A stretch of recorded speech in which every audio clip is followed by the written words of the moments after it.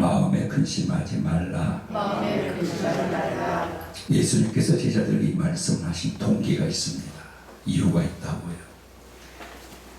여러분, 성지순례 가면 올드시티라고 하는 예루살렘 성 안에 들어가시죠.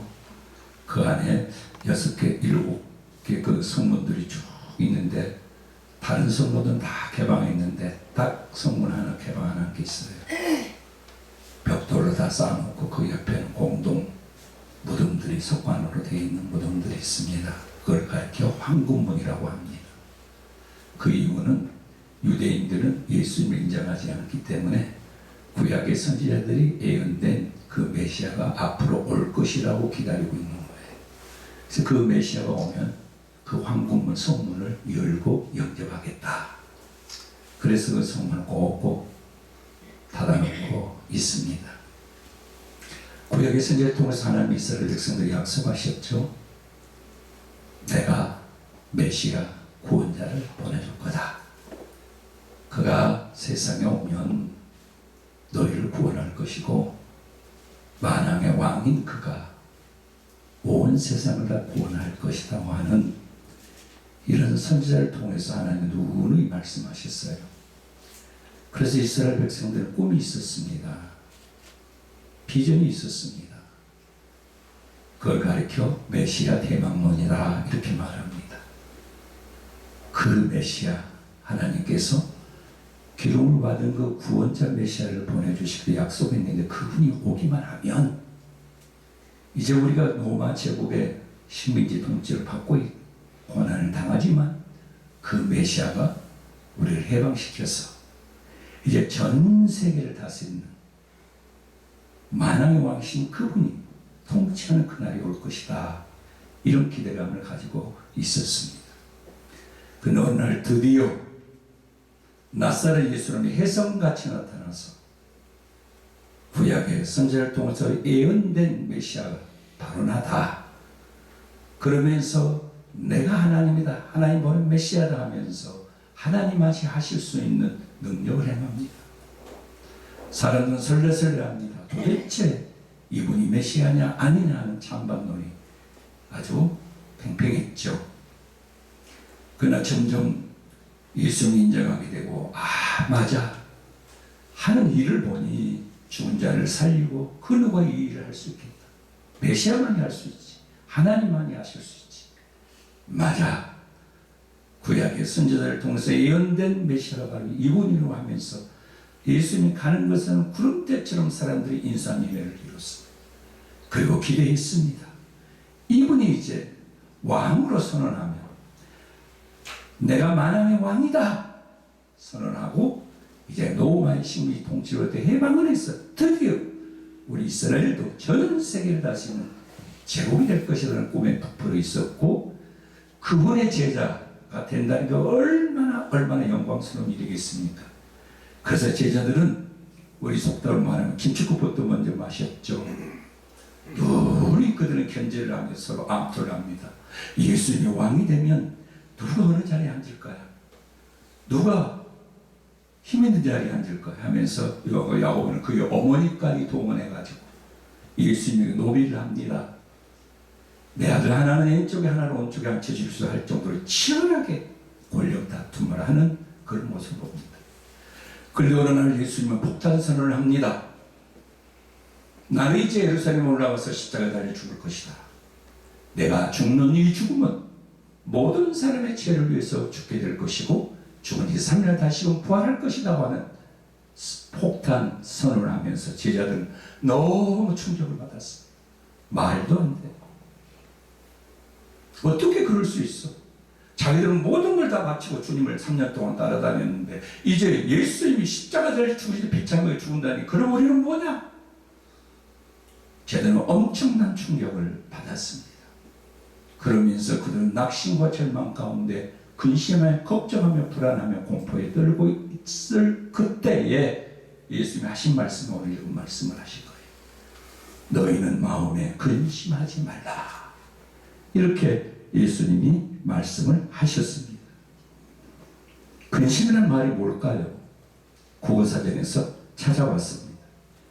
국어사전에 이렇게 설명을 했더라고요. 해결하기 어려운 문제, 답답해하고 괴로운 상태다 이렇게 말했어요. 답답하고 괴로운 상태. 헬라어에서는요, 타라소라고 하는 이 헬라어의 단어는 근심, 걱정, 염려, 불안, 공포, 슬픔 이런 등에 쓰이는 단어입니다. 한국 속담에 걱정이 반찬이면 상다리가 부러진다 이런 말이 있어요. 또 지나치게 근심 걱정 많이 한 사람 있죠. 별나게 많이 한 사람. 입만 열면 걱정거려. 입만 열면 근심하는 사람들 있죠. 이런 사람은 가볍게 한국 속담에 뭐라고 그러는지 아세요? 남 떡 먹는데 팥고물 떨어지는 거 걱정한다 그랬어요. 아니 떡은 다른 사람이 먹는데 그 팥고물 떨어진다. 팥고물 떨어진다고 걱정을 한다는 거죠. 걱정 많은 사람. 영국 속담에는요, 근심은 인생의 적이다 이런 얘기도 하더라고요. 자, 그러면 왜 근심, 걱정, 염려가 될까요? 원인이 뭘까요? 결과가 있으면 원인이 있을 거 아니에요? 그 원인이 뭐냐? 첫째는 어떤 문제에 직면하게 될 때 근심, 걱정이 되죠. 근데 여기는 두 가지가 있어요. 예고된 걱정거리가 있어요. 그 다음에 예고 없이 갑자기 생기는 문제로 인해서 걱정이 되는 경우가 있어요. 예고된 걱정, 사전에 문제를 해결했더라면 걱정거리가 안 되는데, 그래서 뭐라고 그래요? 드디어 터졌어. 터졌게 터졌어. 이러잖아요. 그리고 예고된 걱정거리였다는 거죠. 그리고 갑자기 생각지도 않게 터지는 그런 문제가 돼서 걱정거리가 될 때가 많습니다. 제자들도 그랬잖아요. 아니 예수님이 왕이 되면 누가 어느 자리에 앉을 거냐 여기에 꿈을 꾸고 있었는데 갑자기 십자가 달려 비참하게 죽은다니 폭탄 선언에 얼마나 충격을 받았어요.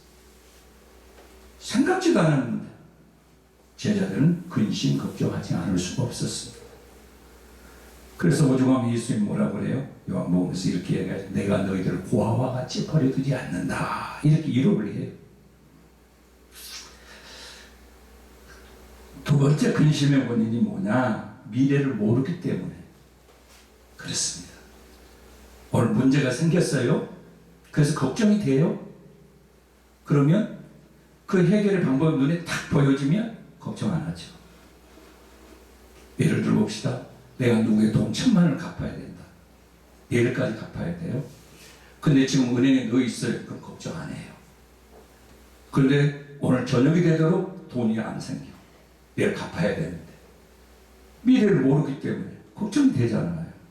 불안하고 염려가 되잖아요. 얼마 전에 월드컵이 끝났죠. 그런데 저는 그런 생각이 들더라고요.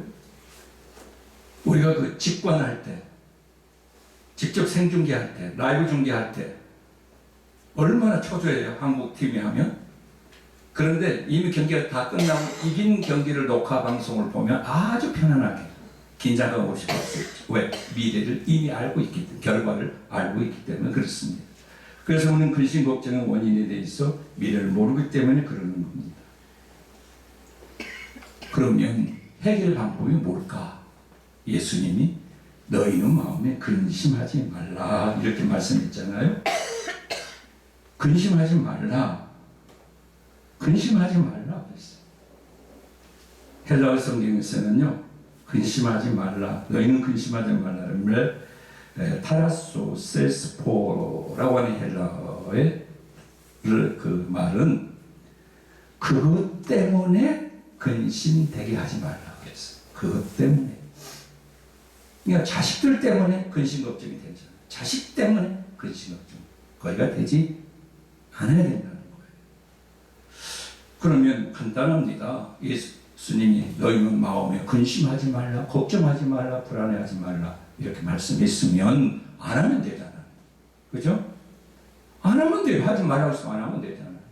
우리가 아이를 키우면서 야, 너 하지 말라. 그런데 안 하던가요? 하지 말라니까 하더라고요. 또 하라고 하면 안 해요. 그런 경우가 종종 있잖아요. 근심하지 말라. 딱 주님이 하지 말라 해서 안 할 거야. 그러면 되는데 이게 아니에요. 어떤 사건에 문제가 생기면 그게 머리에 내 전두엽, 뇌에 딱 입력이 되죠. 그래서 화장실에 갈 때도 막 그 생각이 나고 잠을 잘 때도 그 생각이 나고 잠이 안 옵니다. 하지 말라는데 안 하는, 그래 안 할 거야 하는데도 안 되잖아요. 왜 그럴까요? 사람의 심리가 참 그렇다 하는 걸 생각합니다. 심보라고 잘 말하는데요. 여러분 얄미운 여자 시리즈가 한참 우린 사회에 그 유행이 돼가지고 화제거리가 됐던 이야기 있잖아요. 여러분 기억하세요? 얄미운 여자 시리즈. 10대 얄미운 여자. 공부도 잘하고 이쁘고 공부도 잘해요. 10대 얄미운 여자. 하나만 해야 되는데 이쁘고 공부까지 잘해. 그 또래에서 되게 얄미운 거예요. 부러우면서 얄미운 거. 20대 얄미운 여자 뭐죠? 쌍꺼풀 수술했는데 아주 자연스럽게 됐어. 표가 안 나. 그 또래에서는 야구른 거예요. 부러우면서도 시기가 있습니다. 얄미운 거예요. 30대 학교 다닐 때는 공부도 되게 못했는데 시집잘 가가지고 좋은 차 타고 다니는 거 있죠? 얄미워요. 은근히 얄미워요. 40대 여자인 경우는 이제 애들이 대학 갈 때, 우리나라는 고3이 되면 엄마도 고3이 돼야 돼. 그만큼 힘들게 뒷바라지를 해야 되잖아요.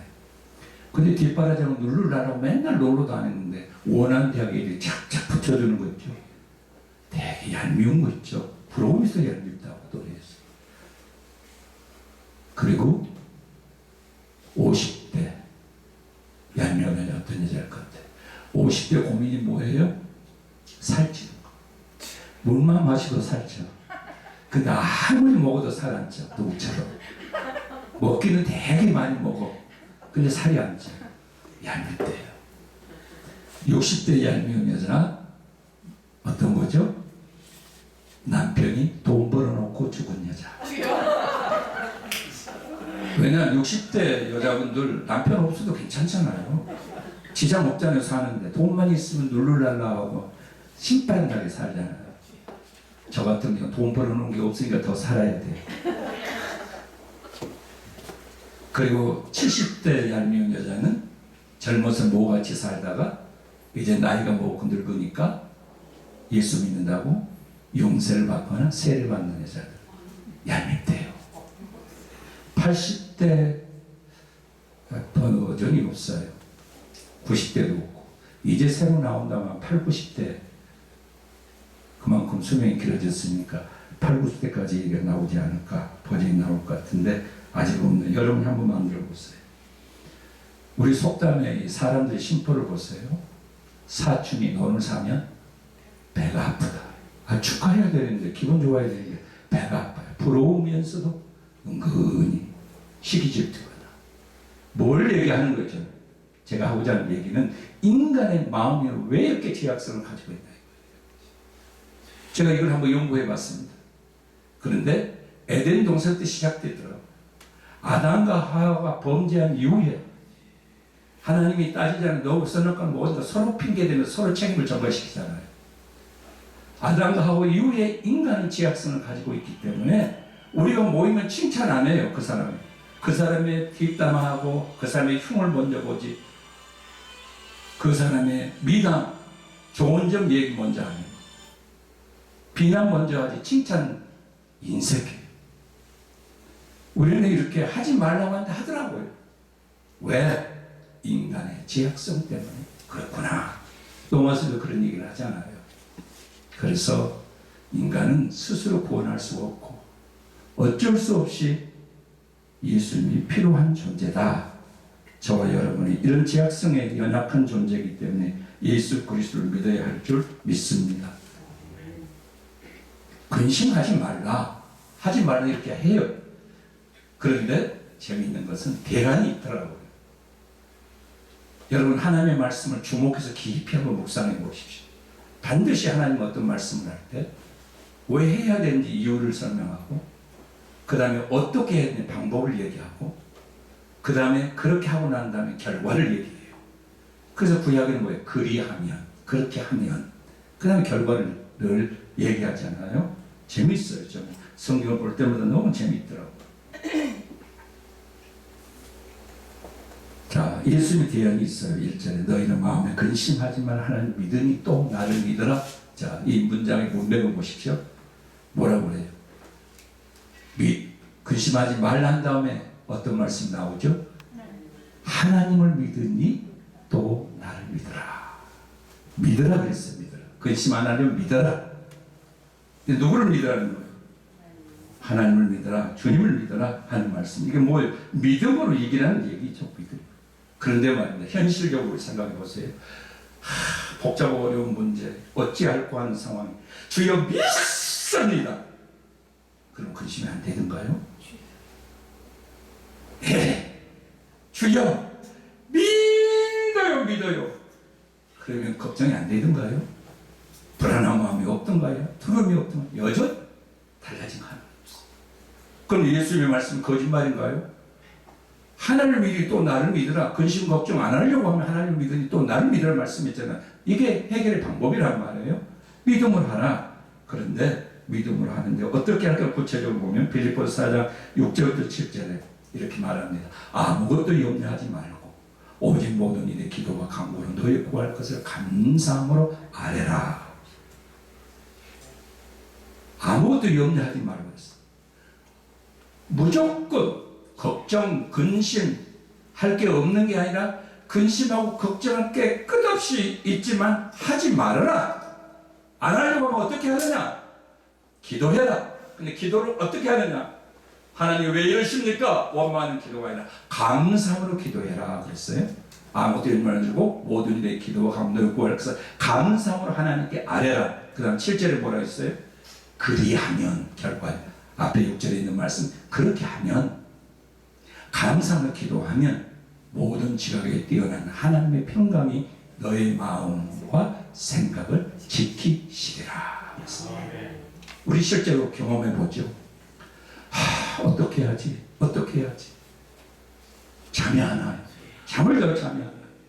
화장실에 앉아있어도 막 그것에 이 뇌에 입력이 돼가지고 치워지지가 않는 거 있죠.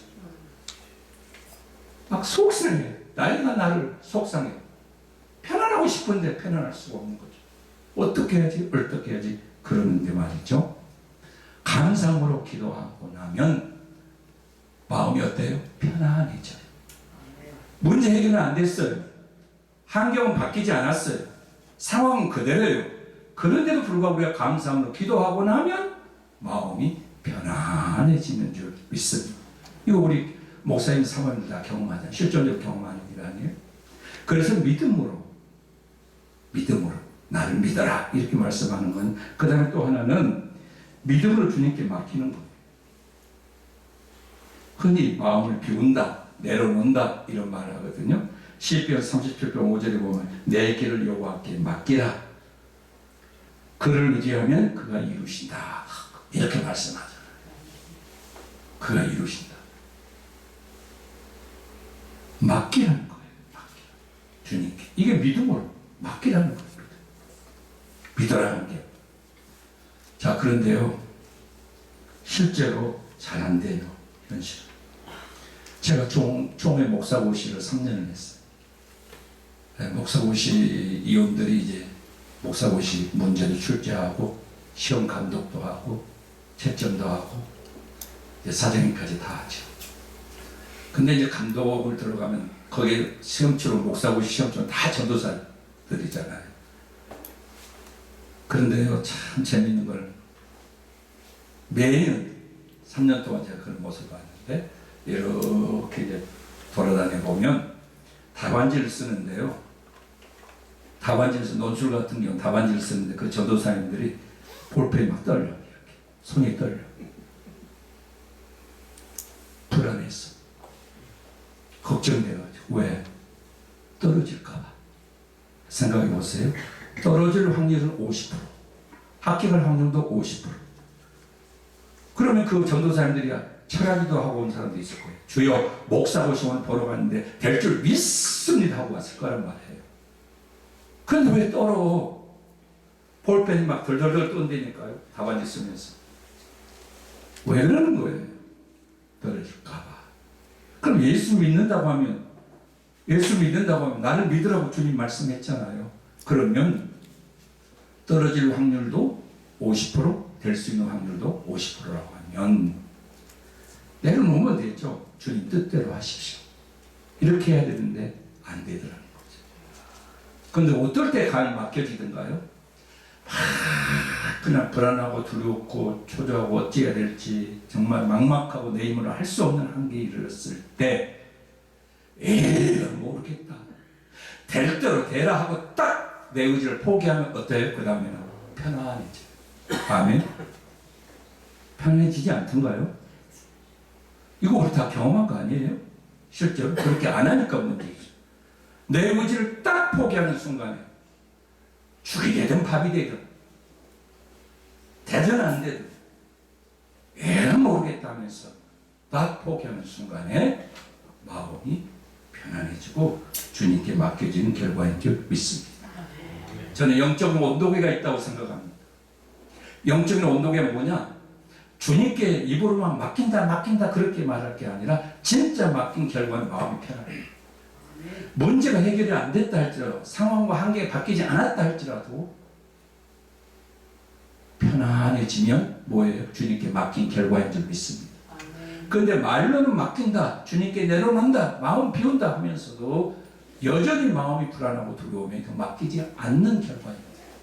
영적인 온도계를 여러분 한번 사용해 보시기를 바랍니다. 자, 그 다음에 예수님께서 믿음으로 근심하지 않으려고 하면 믿어라 그렇게 믿음을 얘기했고, 두 번째 보십시오. 2절 같이 읽어보시죠. 내 아버지 집에 거할 것이 많도다. 그렇지 않으면 같이 읽어봐요. 2절 내 아버지 집에 거할 것이 많도다. 그렇지 않으면 너희에게 이르렀으리라. 내가 너희를 위하여 거처를 예비하러 가노니. 자, 무슨 얘기예요? 아니 믿음으로 나를 믿어라. 그 다음에 그럼 믿으려면 그 다음에 계속해서 거기에 대한 어떤 과학적 방법을 제시해야 되고 어떤 말씀을 해야 되는데 딱 전혀 다른 이야기예요. 내 아버지 집에 거할 것이 많도다 그랬어요. 아니 세상에서 걱정하지 말라 해놓고 그 다음에 또 두 번째 그 해결의 방법을 대안을 제시하기를 내 아버지 집에 거할 것이 많다. 현세가 아니라 내세 얘기를 안 해요. 왜 그랬을까요? 이유가 있어요. 이번 설에 명절 때마다 찾아와서 인사하는 저 집사님 네 분이 이번 설에도 와서 인사를 왔어요. 근데 얼굴이 아주 안 좋더라고요. 무슨 일이 있나 했더니 이제 부인된 그 집사님이 얘기를 하더라고요. 투자해가도 몽땅 말렸다. 원래 사회복지사에 있는데 사회복지사 그만두고 이제 복지관에 물품들 납품하는 데인데 돈을 잘 벌어서 참 그 사업이 잘 됐어요. 그런데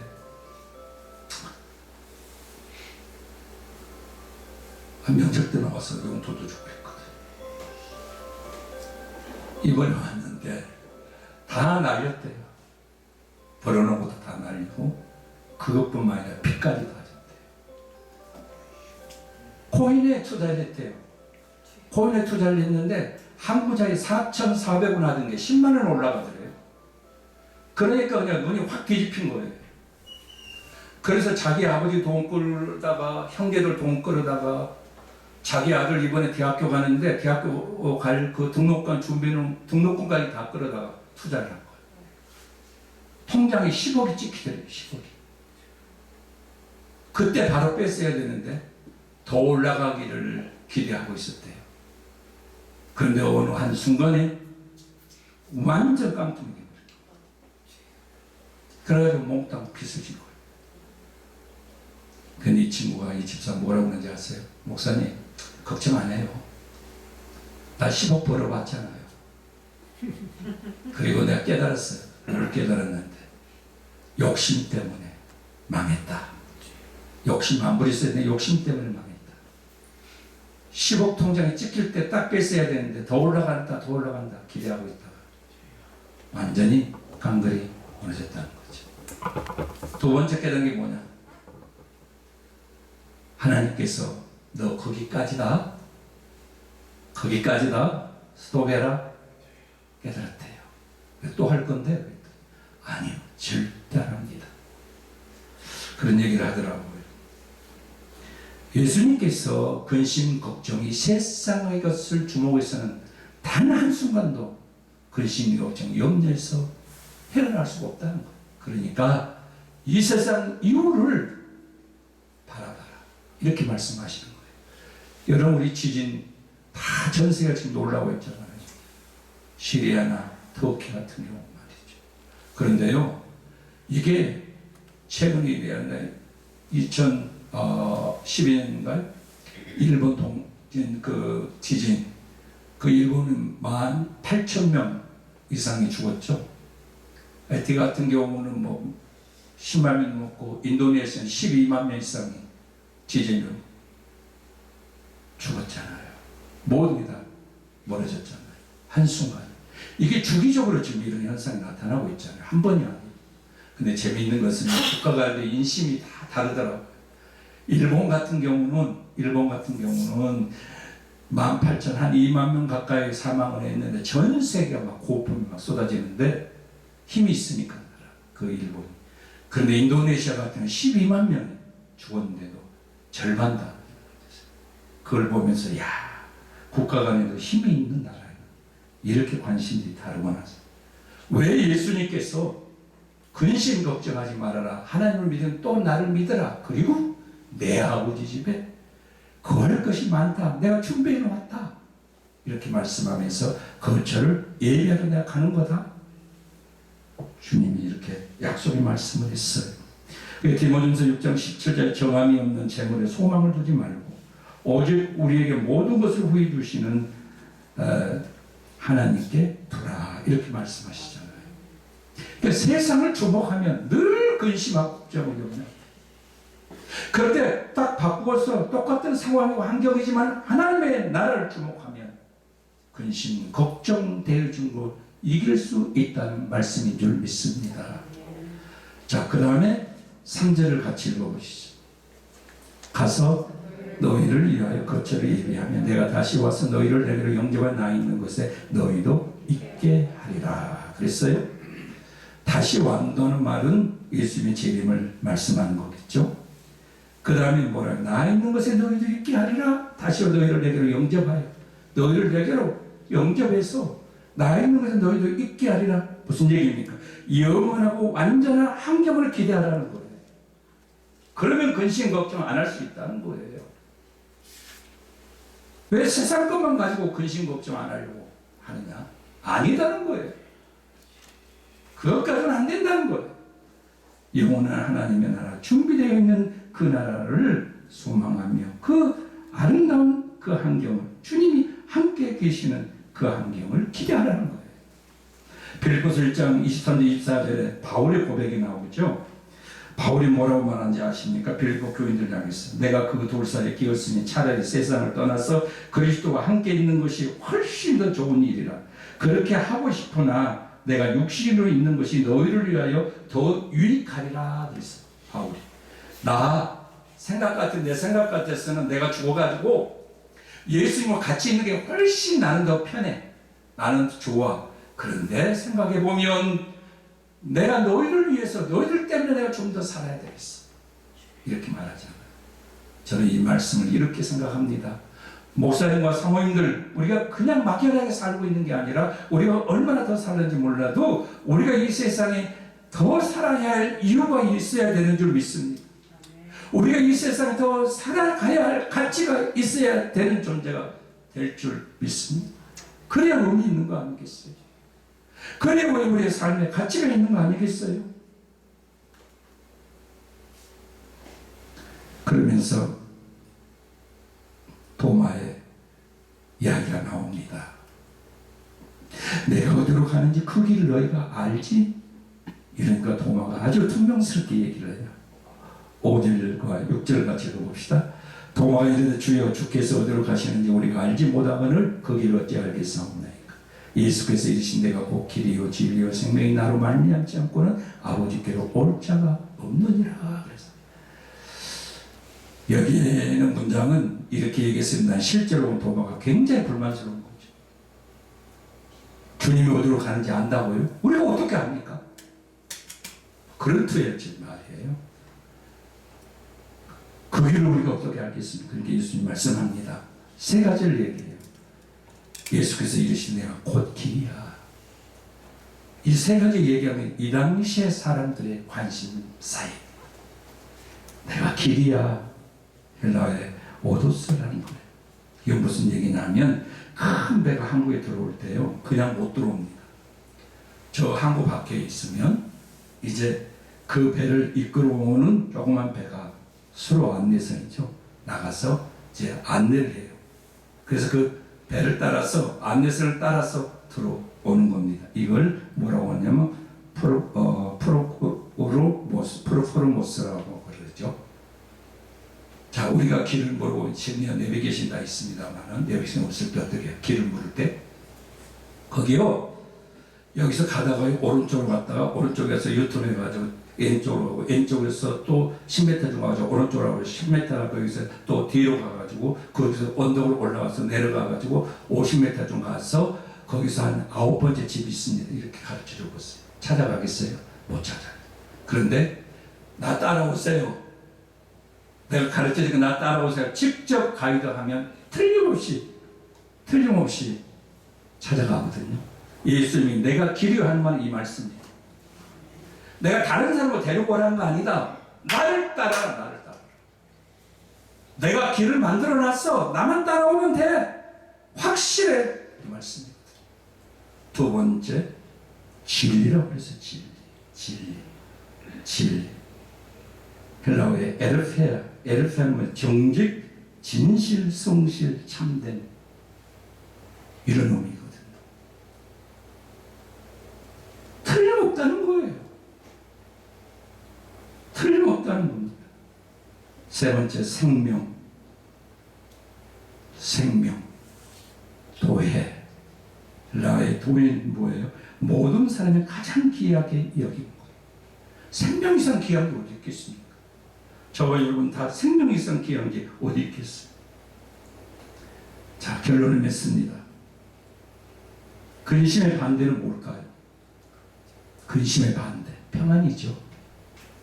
그래서 헬라어에서는 이 평안을 에이미라고 그러고 또 히브리에서 뭐라고 해요? 샬롬이라고 합니다. 저는 그래서 샬롬이라는 단어 굉장히 많이 인사하면 꼭 샬롬이라는 단어를 씁니다. 너무 좋아요. 평안. 평생을 살아가면서 정말 평화하고 싶거든요. 자, 요한복음 14장 27절 말씀 이렇게 얘기합니다. 14장 27절 말 평안을 너에게 끼치는 곧 나의 평안을 너에게 주노라. 내가 너에게 주는 것은 세상에 주는 것 같지 아니하니라. 너희는 마음에 근심하지 말고 두려워하지도 말아라. 이 말씀을 제가요 조선의 연대기 성경을 한번 다시 읽어보겠습니다. 내 평안을 너에게 주는 것이다. 내가 주는 평안은 세상의 사람이 주는 평안은 다르다. 그러기에 걱정하거나 두려워하지 말라. 이렇게 말씀합니다. 주님이 주셨대요, 우리에게 평안. 그래서 세상에 살고 있는 사람이라면 근심, 걱정 누구나 다 가지고 있어요. 저도 근심거리가 있습니다. 있어요. 제가 얘기할 필요는 없습니다만 있습니다. 여러분도 그럴 거예요. 그래서 예수님의 근심, 걱정을 인정하셨어요. 야, 세상에 근심이 어딨냐? 걱정과 불안과 두려움이 어딨냐? 이렇게 말씀하지 않았어요. 있다고 인정하셨어요.